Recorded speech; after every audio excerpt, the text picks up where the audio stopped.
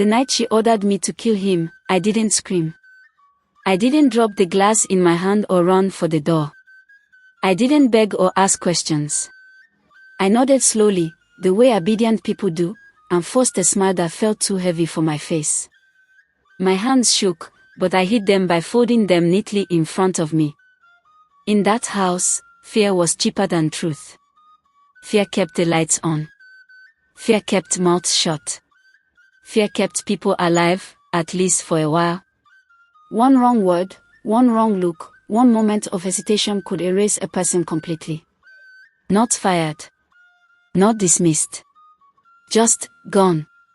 No explanation. No goodbye. The man she wanted dead trusted me completely.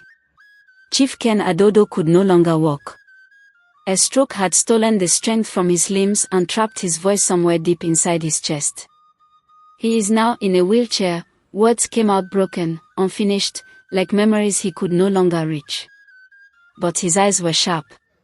Too sharp. They followed everything. They noticed everything. And I was standing between his life and her ambition. If I failed her, I would disappear without a trace. If I succeeded, I would live with blood on my hands. That was the moment my soul went to war.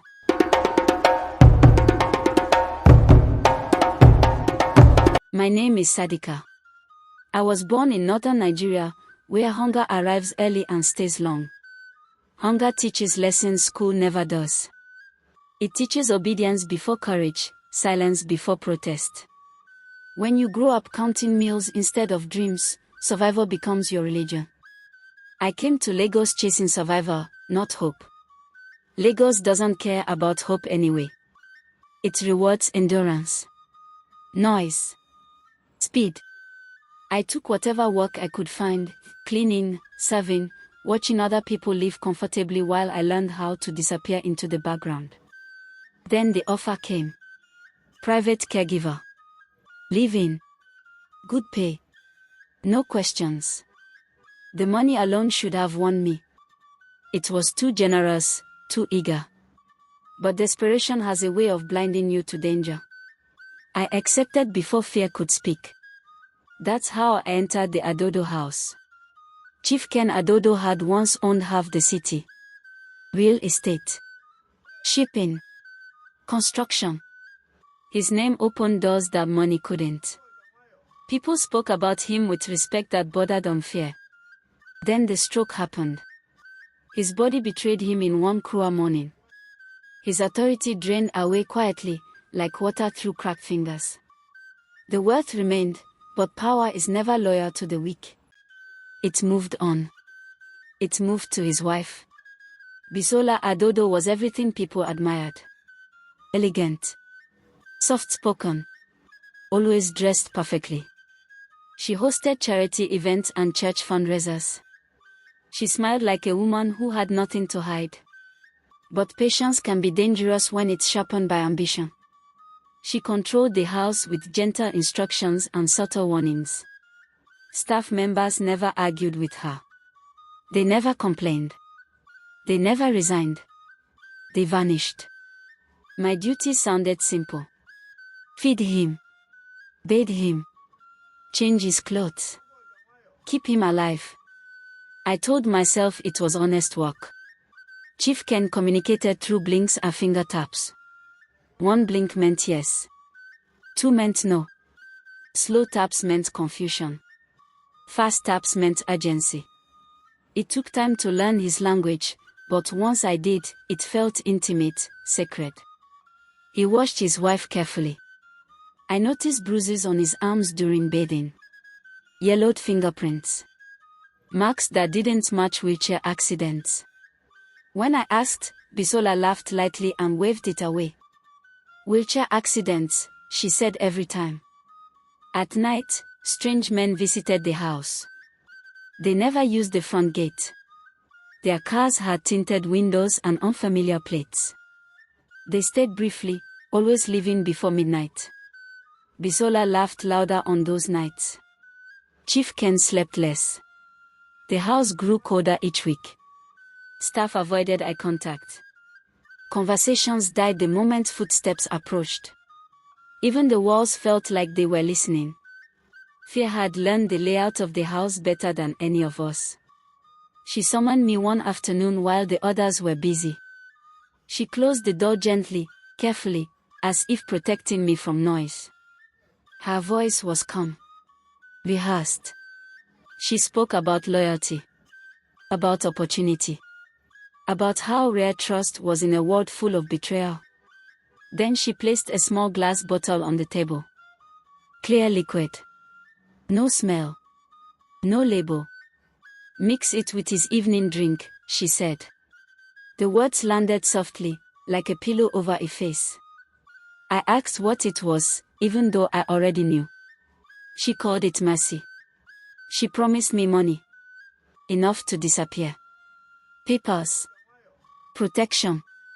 She said powerful people would make sure I was safe if questions were asked. She said silence would be rewarded. I felt trapped inside her certainty. That night, Chief Ken didn't sleep. He stared at the bottle whenever I entered the room. His fingers tapped twice. No. I hid the bottle under my mattress. My heart beat so loudly I was sure the cameras could hear it. The next day, Bisola watched me closely. Every movement felt recorded. Every breath felt measured. She tested me with small commands, small humiliations. I obeyed everything except the poison. Men followed me outside the compound.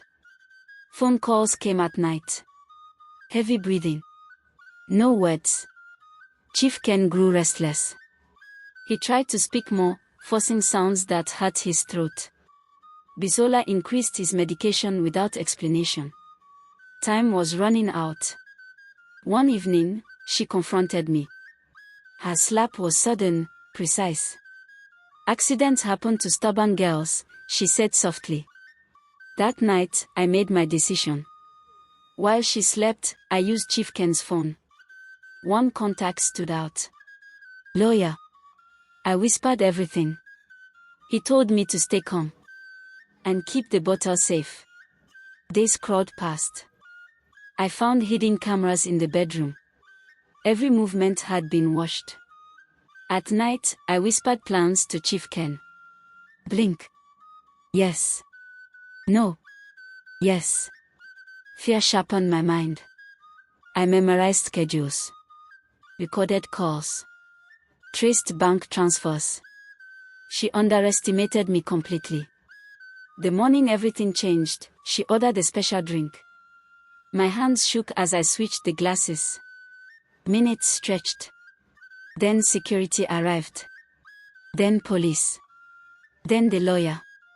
Chief Ken stood up. Alive. Hidden recordings played. Her voice filled the room. Threats. Orders. Confessions. Jewelry became handcuffs. The house finally breathed. So did I. I resigned immediately.